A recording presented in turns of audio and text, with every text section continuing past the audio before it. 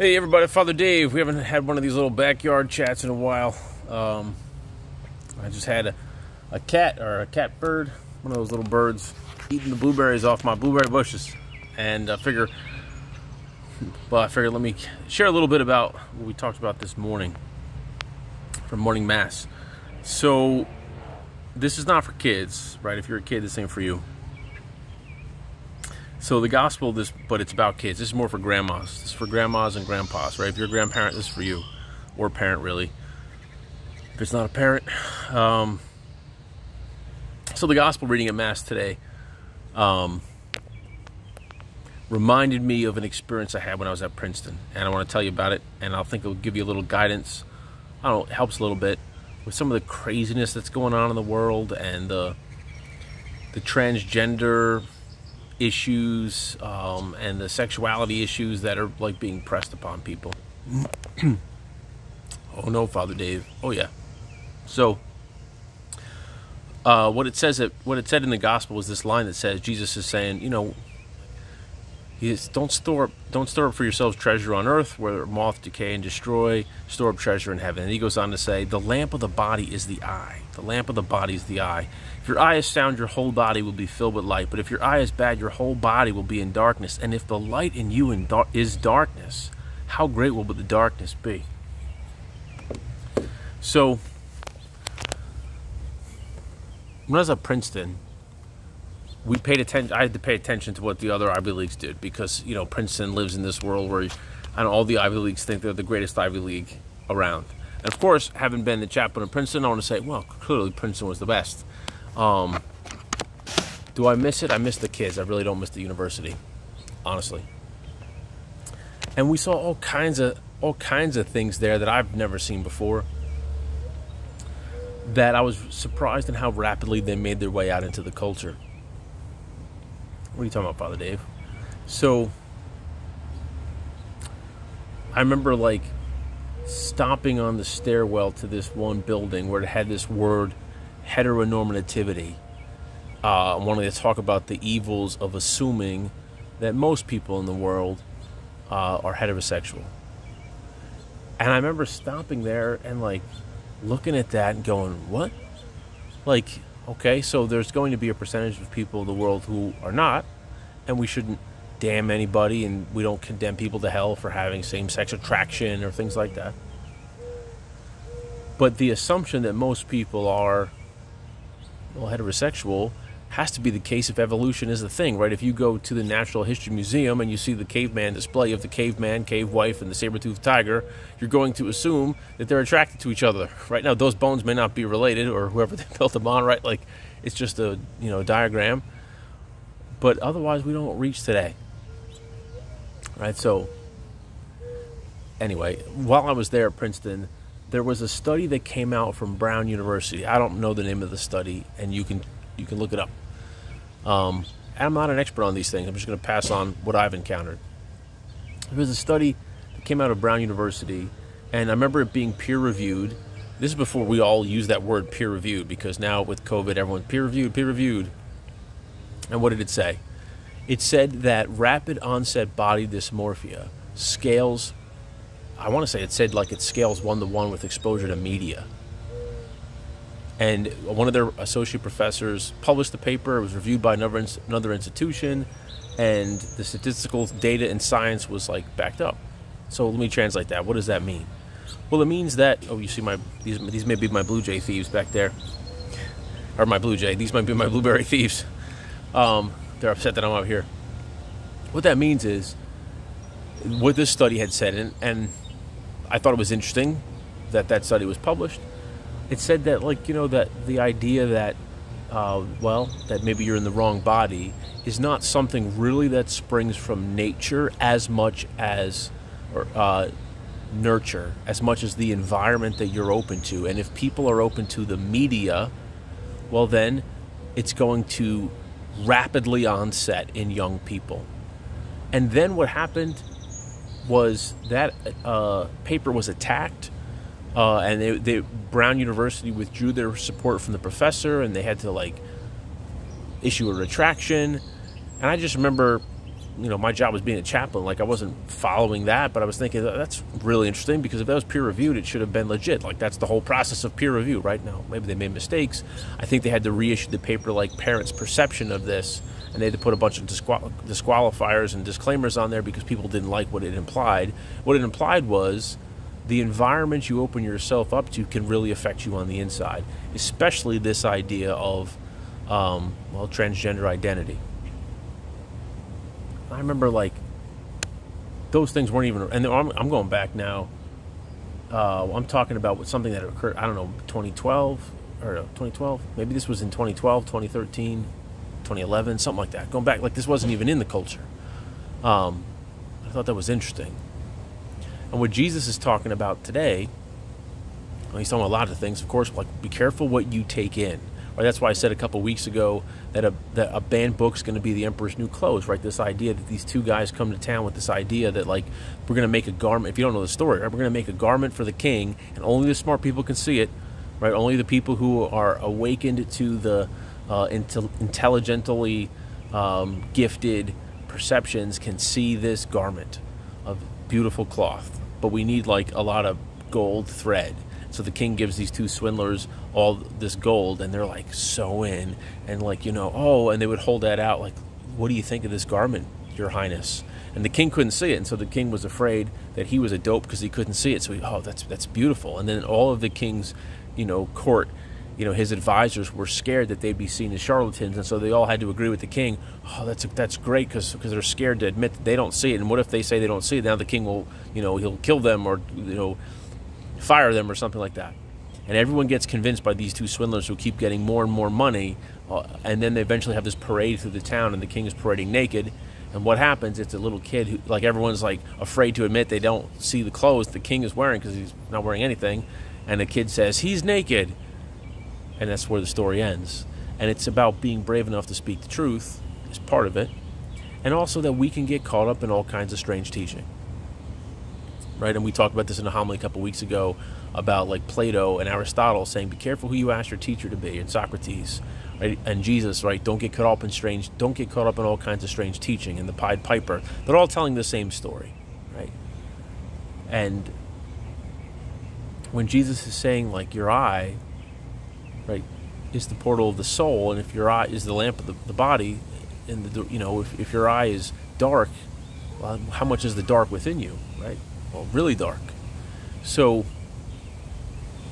where I want to share is, if this is true, and I don't know, I'm not a psychologist, I haven't stayed up with the research, but if exposure to the media increases rapid onset body dysmorphia, transgender identification, well, then maybe immediate exposure is not really doing people any good, because what the fruit of that is thinking that you're in the wrong body, or thinking that God made a mistake with you. God does not make mistakes with people, right? With your kids and grandkids, God didn't make mistakes. He made them beautiful kids. They're his sons, they're his daughters. He has a whole plan of happiness for them.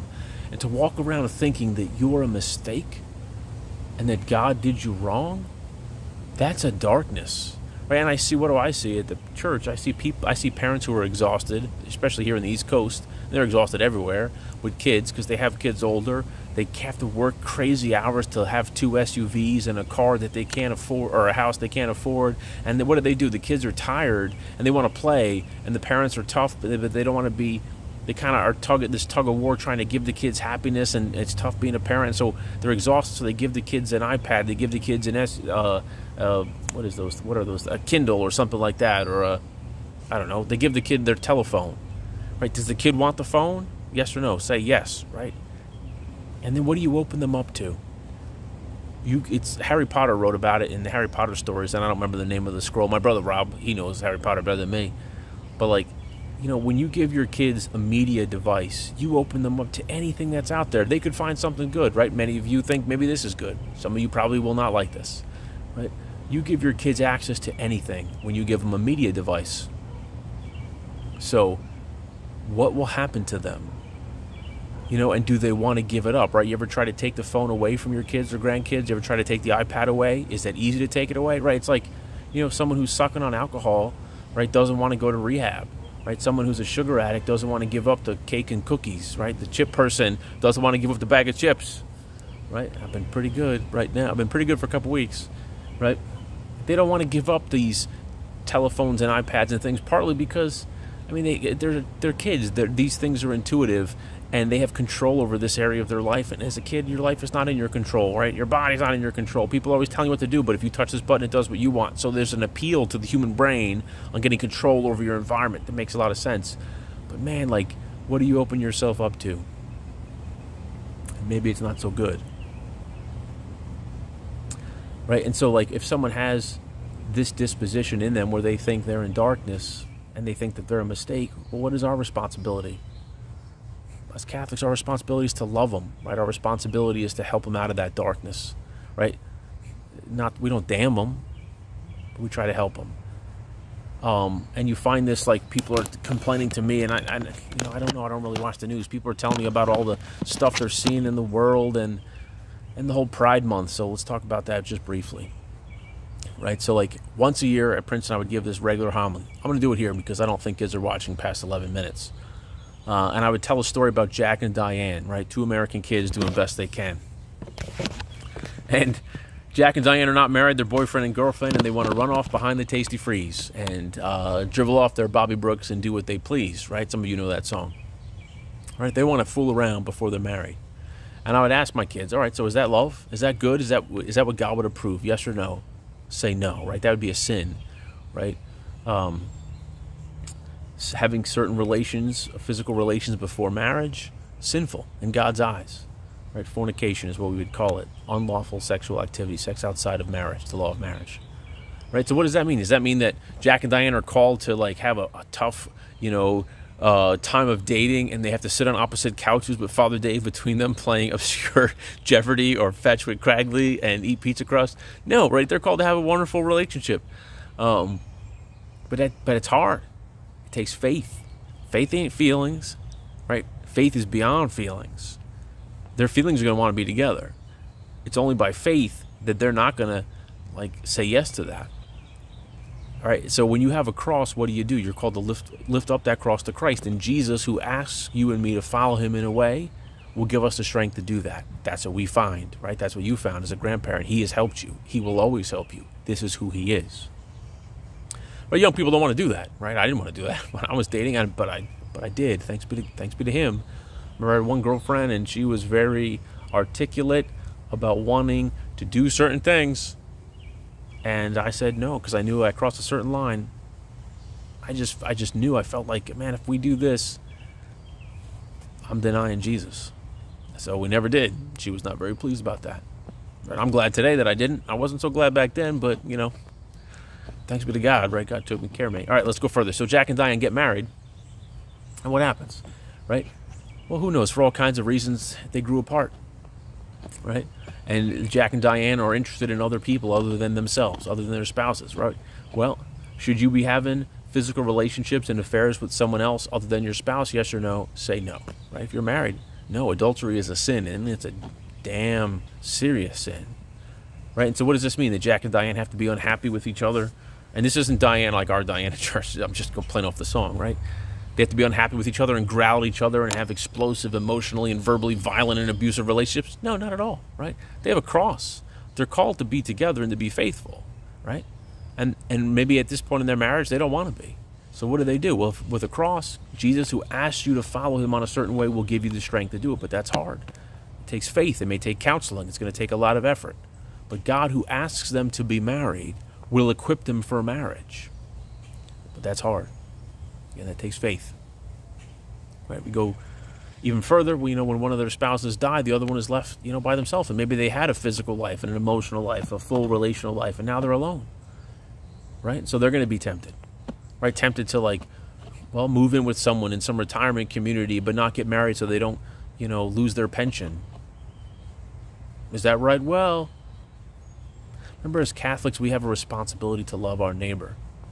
Right? And how do we love our neighbor? By what we do and what we don't do. And so you got to think about that.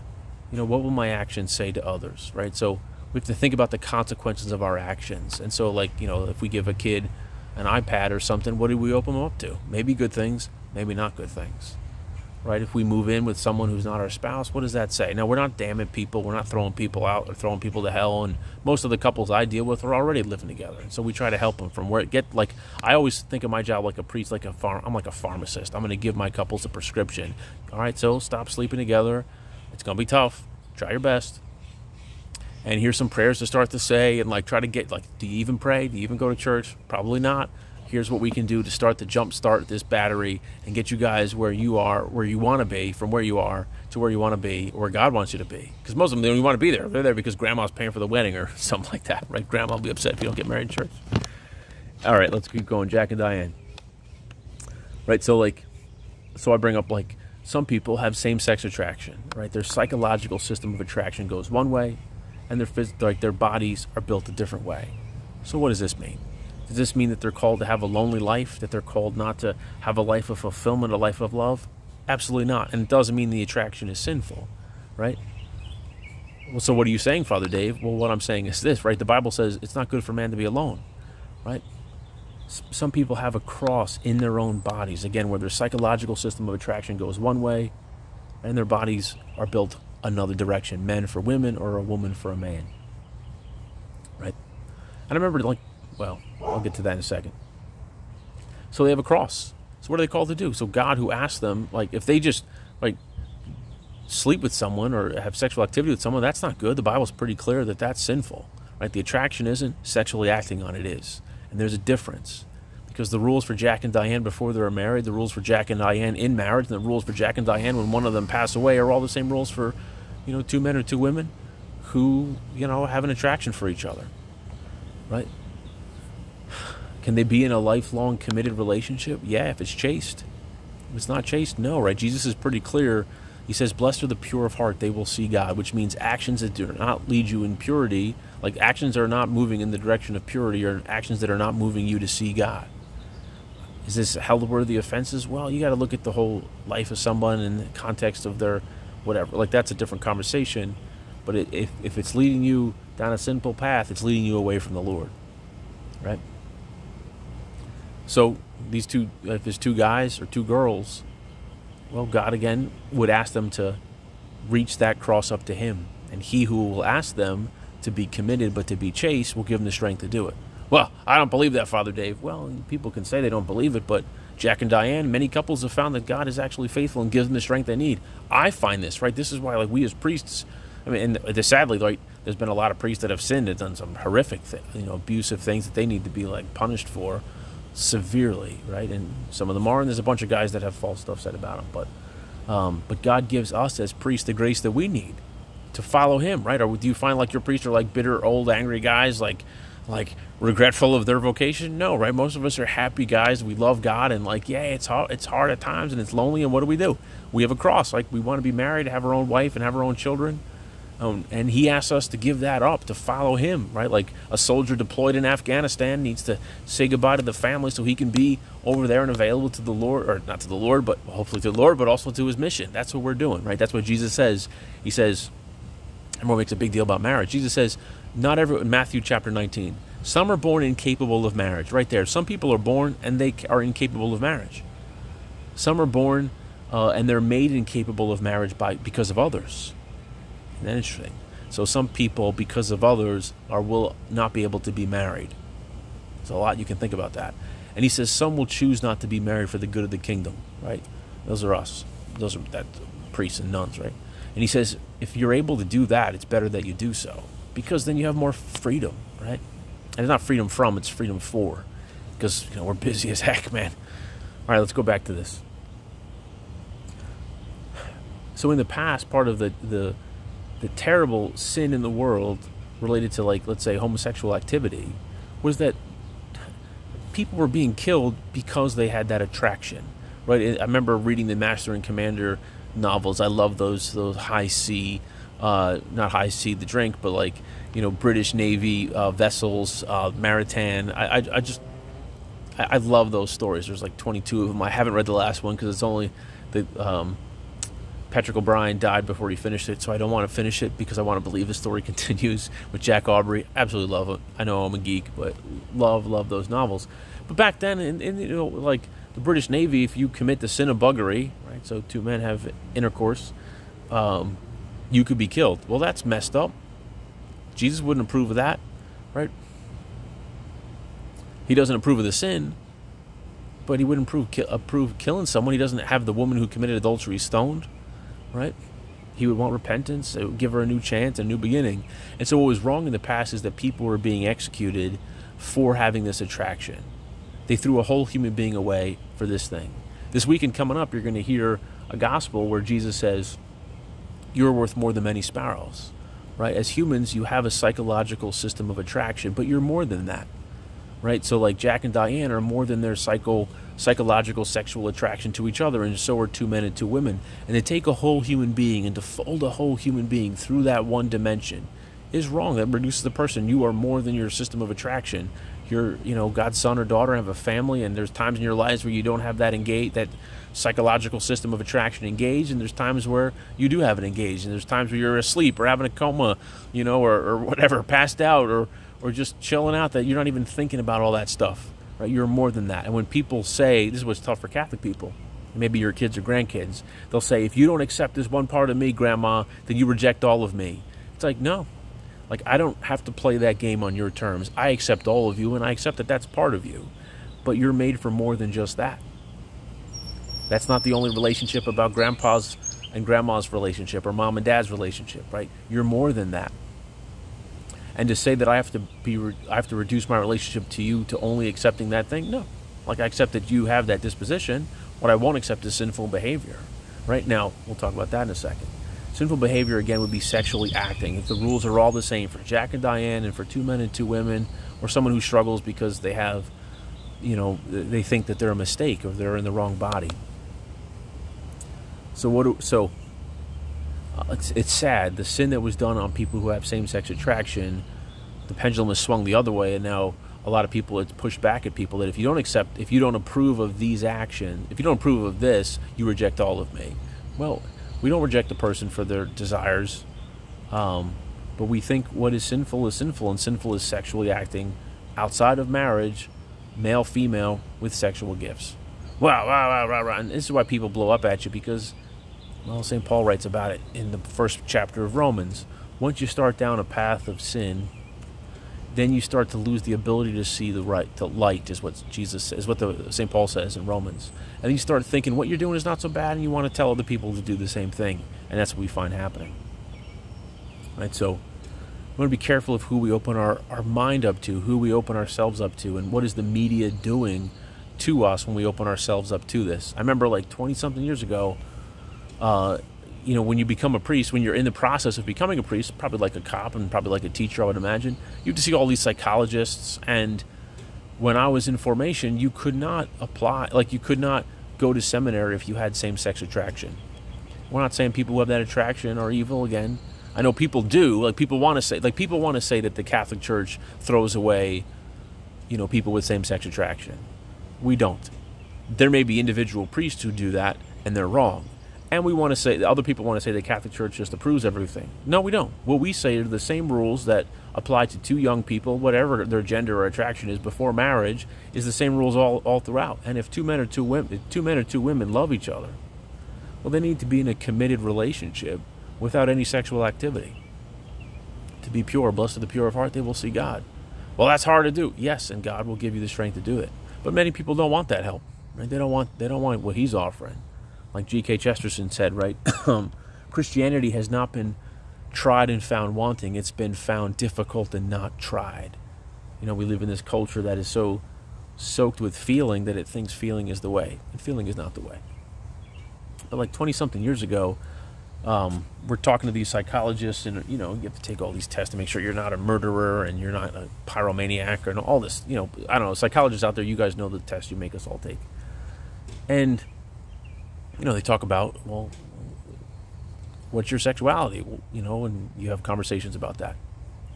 And I remember asking the one psychologist, how does that even develop in a person? As far as I understood, there was no chromosomal marking or, hypothalamus brain scarring that led to that thing. And this is going back I'm 15 years a priest, 6 years in seminary, so we're going 22 years ago, something like that, 21, 22 years ago. And he said back then the theory was that if a boy grows up, and he has a distant relationship with a father figure or his dad, because babies somehow think the mom is part of them, and he doesn't have a group of guys that he runs with, he doesn't have a group of brothers or friends on a sports team, a bunch of guys, then he grows up without male peer acceptance. And what he's going to look for is male peer acceptance concretized through one individual, right? Because he didn't get it from a pack. Or the same thing for a female, for a girl. If she grows up and she has a distant relationship with a father figure, again, because the baby girl thinks its mom is part of it. I don't know how they know this, but this is what the theory was back then.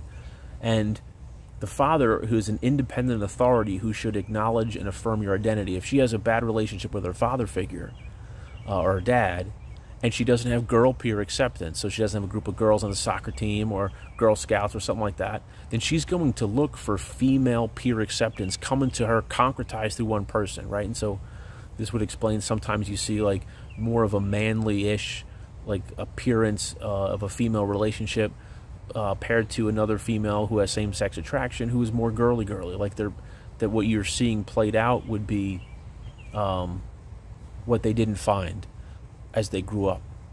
I don't know how true that is, but that was the theory. I know that like if we're built on an evolutionary platform, well, then maybe there's elements of that in other creatures. And I know that when I was raising my puppy, at certain times in her life, she had to be exposed to other things. If she wasn't exposed to other dogs or other people at certain weeks in her development, she wouldn't have been raised, she wouldn't have turned out to be the right dog, or not the right dog. She wouldn't turn out to be the dog that she is. She'd be different, right? Because part of what we have as we grow up is from our genes, and part of what we have is from our exposure to our environment. So now we're back full circle. Be careful of what you're exposed to, because it could be good or it could be bad. And Jesus says, test, right? Test. I don't know how those theories have played out, but I do know that recently I've gotten a lot more grandparents talking to me, wanting to talk because they're concerned about their grandchildren who may want to switch genders, and they don't know what to do. And you know what the first question I asked? I asked my people. I said, "What's the first question you think Father Dave asked them?" And my people were great. They're like, "Oh, Father Dave, you probably asked them, do they pray?" Now I don't. That's a good question. That's a great question. Like, are you praying about this? Because that's a major decision. If you want to, like, if you want to like take hormones and try to change your genetics, which you can't do, but if you want to like go down that path, you really should be praying about that. Every major decision, buying a car, you should be praying about. You pray before you eat meals. But no, I don't ask them that. The first question I ask every time is, are they plugged into the media? And every time the answer is yes. Every single time. And I think, man, how much of this is real and how much of this is environmental? And then I think, well, can you take away the media? What would happen? And like parents just can't even imagine trying to remove that from people, the hold that it has on people, right? Here we are talking on YouTube, right? It could be used for good, but like you don't hand, like C.S. Lewis writes this, when you hand someone a knife, you hand it to them very carefully because it can do great harm and it can do great good. And I think that we got to take that approach to be careful who we open our mind up to, and be careful who we hand media, to. And and again, back to all of this issue is people are like making big deals over this whole month long, I guess, but we don't damn people. But what we do is like, how does Jesus correct people? Is lastly, I guess, it's something I've been thinking about. Maybe I'll call this video, how does Jesus correct people? Right? Jesus doesn't kick open the door and slam people's face in their sin. Like he never does that.